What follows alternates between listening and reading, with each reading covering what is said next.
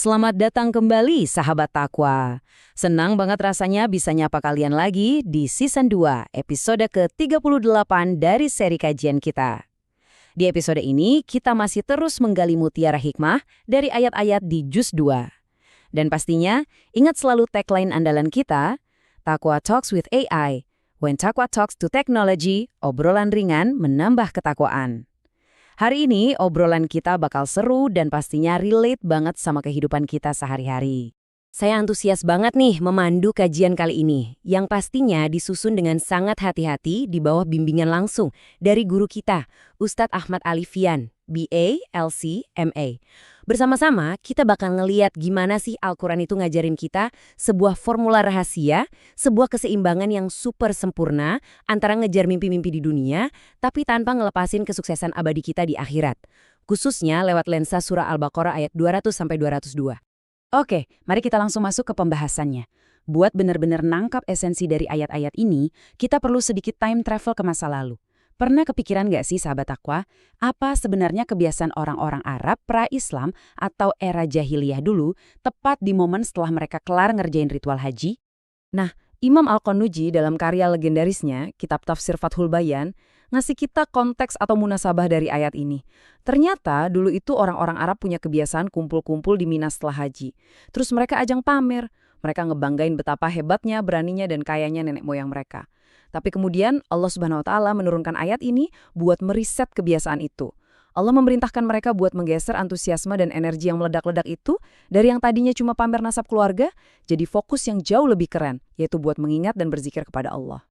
Dan dari titik sejarah itu, Imam Al-Qanuji nge-highlight satu fakta luar biasa yang mengilustrasikan kondisi kita semua, bahkan sampai detik ini.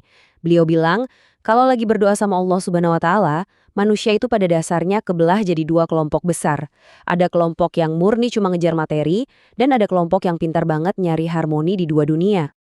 Jadi masalah utamanya ada di kelompok pertama ini. Visi mereka tuh kelewat sempit, mentok cuma di urusan dunia aja. Mereka emang berdoa, tapi isi doanya cuma soal karir, uang, jabatan. Dan ironisnya, karena mereka membatasi sendiri permintaan mereka, mereka akhirnya benar-benar nol besar di akhirat. Dalam Al-Quran disebut, mereka sama sekali nggak punya kholak atau bagian sedikit pun di kehidupan abadi nanti. Benar-benar rugi bandar kan? Sekarang, coba kita bandingin sama kelompok yang kedua. Ini baru namanya mukmin yang cerdas dan seimbang. Mereka ini yang selalu merutinkan doa super komprehensif yang sering kita panggil dengan nama kesayangan, doa sapu jagat. Mereka punya ambisi besar buat sukses di dunia, tapi di saat yang sama, mereka ngelok keamanan masa depan mereka dari siksa neraka. Ini dia nih mindset yang paling dicintai sama Allah. Biar kita makin kebayang seberapa vitalnya keseimbangan ini, Imam Al-Qanuji nyelipin satu kisah hadis yang benar-benar mind-blowing. Jadi, ada seorang sahabat yang sakitnya itu parah banget. Badannya abis, kurus kering, sampai-sampai diibaratin kayak burung kecil yang bulunya rontok dicabutin. Sedih banget liatnya. Tapi kenapa dia bisa sampai kayak gitu? Usut punya usut, ternyata sahabat ini sering berdoa, minta supaya dosa-dosanya langsung dihukum di dunia aja, biar di akhirat nanti dia bersih. Mendengar hal itu, Rasulullah Shallallahu Alaihi Wasallam langsung datang menjenguk dan mengoreksi total cara berpikirnya. Beliau ngingetin, subhanallah kita ini manusia yang sangat lemah, nggak bakal ada yang sanggup nahan azab dari Allah, biarpun itu di dunia.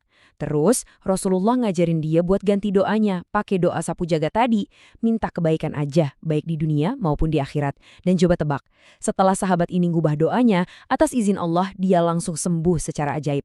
Luar biasa ya. Kisah barusan otomatis mancing satu pertanyaan yang relate banget sama keseharian kita sekarang. Tiap habis sholat, kita kan sering banget ya minta hasanah atau kebaikan di dunia.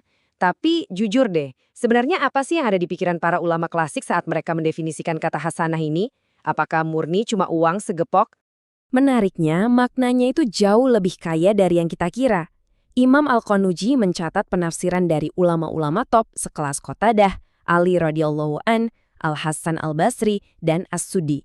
Mereka sepakat kalau hasanah di dunia itu adalah paket komplit kebahagiaan. Mulai dari badan yang sehat bugar, punya pasangan hidup yang bikin tentram hati, ilmu yang kepake dan bermanfaat, rezeki yang berkah dan halal, sampai dikasih anak-anak yang soleh.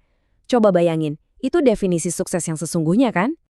Terus, kalau kita bahas tentang hasanah di akhirat, para ulama udah nggak ada perdebatan lagi. Semua sepakat. Hasanah akhirat itu adalah tiket masuk surga. Dapat perlindungan VIP dari semua kengerian dan kepanikan di hari kiamat nanti. Dan puncaknya, yang paling mahal dari semuanya adalah mendapatkan ridho dari Allah Subhanahu wa Ta'ala. Nggak ada pencapaian yang lebih tinggi dari ini. Nah, semua keindahan yang kita bahas tadi itu bermuara di ayat ke-202. Di sini, Allah Subhanahu wa Ta'ala ngasih sebuah stempel jaminan buat mereka yang pinter jaga keseimbangan antara kerja keras dan doa. Bagi mereka yang ambisi dunianya kenceng, tapi akhiratnya tetap jadi tujuan utama, Allah janjiin bahwa keringat dan doa mereka nggak bakal ada yang nguap sia-sia, semuanya bakal ada balasannya. Dan ayat ini ditutup dengan satu statement yang bikin merinding. Allah menyebut dirinya sebagai Sari'ul Hisab, zat yang maha cepat perhitungannya. Imam Al-Kanuji ngasih satu gambaran yang bikin kita mikir keras nih. Bayangin aja, sahabat takwa, proses pengadilan untuk miliaran umat manusia, dari zaman Nabi Adam sampai orang terakhir yang hidup di bumi, itu bakal diselesaikan Allah hanya dalam waktu setengah hari saja dari ukuran waktu dunia. Cepet banget, akurat, dan gak ada satupun yang kelewat.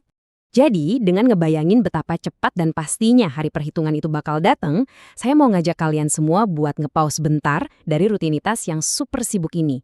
Coba kita renungin, di tengah ngejar target kerjaan, bayar cicilan, dan segala macam urusan dunia, apakah ambisi kita, dan yang paling penting, doa-doa yang keluar dari lisan kita udah benar-benar seimbang hari ini? Yuk kita biasain lagi lisan kita dengan doa kebaikan dunia dan akhirat.